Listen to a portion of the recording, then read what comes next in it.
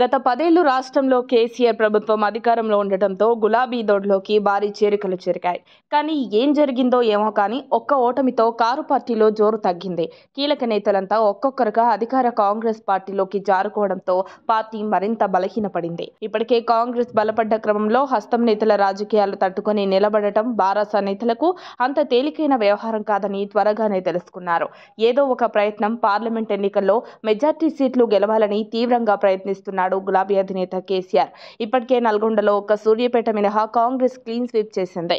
Congress target గా Nalgonda parliament segment లో జగదీష్ రెడ్డి దూకుడుగా ముందుకు వెళ్తున్నారు. కాంగ్రెస్ అభ్యర్థి రఘువీర్ రెడ్డి ఓటమి లక్ష్యంగా జగదీష్ రెడ్డి పావులు కదుపుతున్నారు.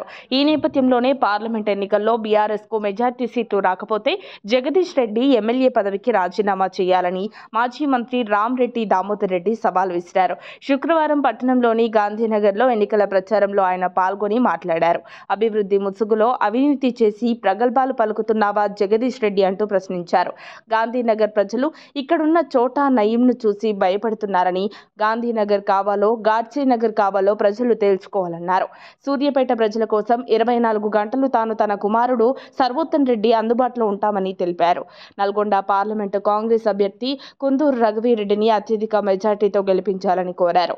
మరి మాజీ మంత్రి రామ్రెడ్డి దామోదర్ రెడ్డి సవాల్ని మాజీ మంత్రి తాజా ఎమ్మెల్యే జగదీష్ రెడ్డి స్వీకరిస్తాడో లేదో చూడాల్సిందే. మరిన్ని అప్డేట్స్ కోసం మా కాయ్ టీవీని సబ్స్క్రైబ్ చేసుకోండి.